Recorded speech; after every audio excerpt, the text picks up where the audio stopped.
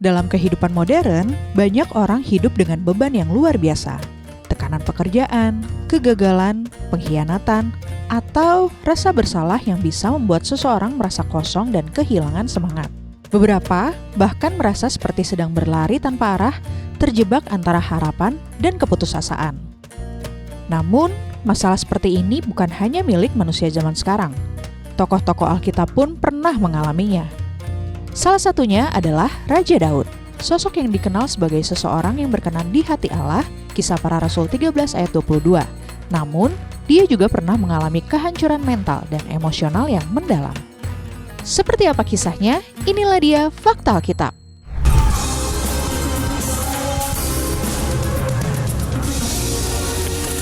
Daud dan luka emosional di balik kemuliaan.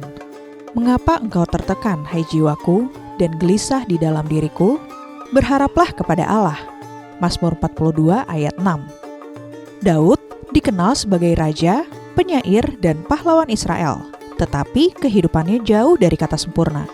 Sejak muda, ia harus berlari dari kejaran Saul yang iri kepadanya. 1 Samuel 19. Ia hidup di gua, terpisah dari keluarga dan teman, bahkan sempat berpura-pura gila demi menyelamatkan diri. 1 Samuel 21 ayat 13. Tekanan demi tekanan ini membuat Daud mengalami apa yang kini kita sebut sebagai gangguan emosional, kecemasan, ketakutan, kesepian, dan rasa tidak berdaya. Dalam Mazmur, ia berulang kali menulis tentang jiwa yang tertekan, tangisan di malam hari, dan tulang-tulang yang gemetar karena ketakutan. Mazmur 6 ayat 3-8 dan Mazmur 31 ayat 10. Dalam hal ini kita melihat bahwa orang yang beriman pun bisa mengalami pergumulan mental. Daud tidak menutupi penderitaannya, tetapi jujur mengakuinya di hadapan Tuhan.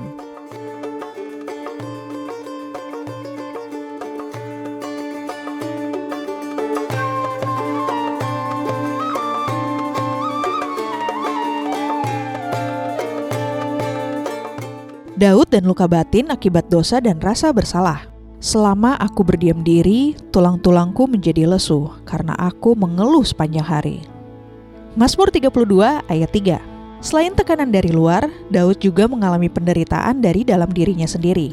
Setelah ia berbuat dosa dengan Batsyeba dan membunuh suaminya Uria, rasa bersalah dan penyesalan menghancurkan kedamaian jiwanya. Ia menggambarkan keadaan batinnya seperti tulang yang hancur dan jiwa yang remuk. Mazmur 51 ayat 10. Namun di tengah kehancuran itu, Daud tidak berlarut dalam penyesalan. Ia datang kepada Allah dengan hati yang hancur dan mengaku dosa-dosanya.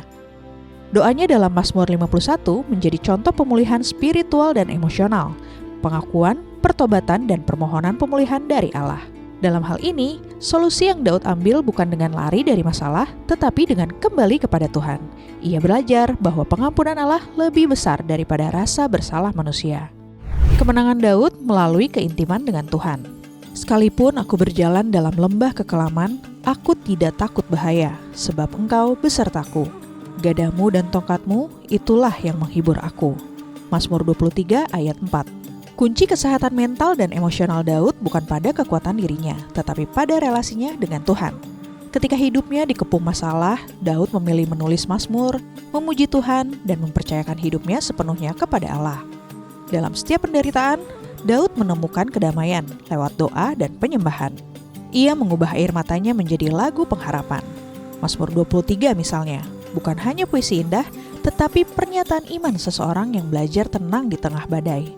Daud belajar bahwa ketenangan sejati bukan berarti bebas dari masalah, melainkan yakin bahwa Tuhan berjalan bersamanya di dalam masalah itu. Belajar dari Daud, menemukan pemulihan di tengah tekanan. Kehidupan Daud mengajarkan bahwa seorang raja besar yang penuh iman, penguasa yang diurapi Tuhan, dan penulis Mazmur yang begitu dekat dengan Allah pun tidak kebal terhadap tekanan batin. Sejak masa mudanya sebagai gembala, pelarian dari kejaran Saul, hingga menjadi raja Israel yang disegani, Daud mengalami pasang surut kehidupan yang menguras emosi dan mentalnya. Ia pernah jatuh, hancur secara batin, bahkan hampir kehilangan arah. Jika Daud, sosok yang disebut berkenan di hati Allah, bisa bergumul begitu dalam, apalagi kita sebagai manusia biasa di zaman modern ini yang setiap hari berhadapan dengan tekanan hidup, tuntutan ekonomi, kehilangan, dan pergumulan batin yang tidak terlihat. Namun dari kisah Daud kita belajar satu hal penting. Pemulihan sejati dimulai ketika hati yang terluka kembali bersandar kepada Tuhan. Allah yang menolong Daud untuk bangkit dari keputusasaan adalah Allah yang sama yang sanggup memulihkan kita hari ini. Ia tidak pernah jauh dari hati yang remuk, tetapi justru hadir di sana, memberi kekuatan baru, pengharapan baru, dan damai yang melampaui segala pengertian. Jika Anda hari ini sedang berada dalam pergumulan seperti Daud, jangan menanggungnya seorang diri. Percayalah, Tuhan masih bekerja dan Ia mendengar setiap seruan hati yang datang kepadanya. Dan jika Anda membutuhkan dukungan doa dan ingin dikuatkan, hubungi layanan doa Cahaya Bagi Negeri di nomor 0822 1500 2424. Tim pendoa siap mendoakan dan menolong Anda menemukan kembali harapan serta damai sejahtera dari Tuhan. Demikian fakta Alkitab hari ini. Tuhan Yesus memberkati.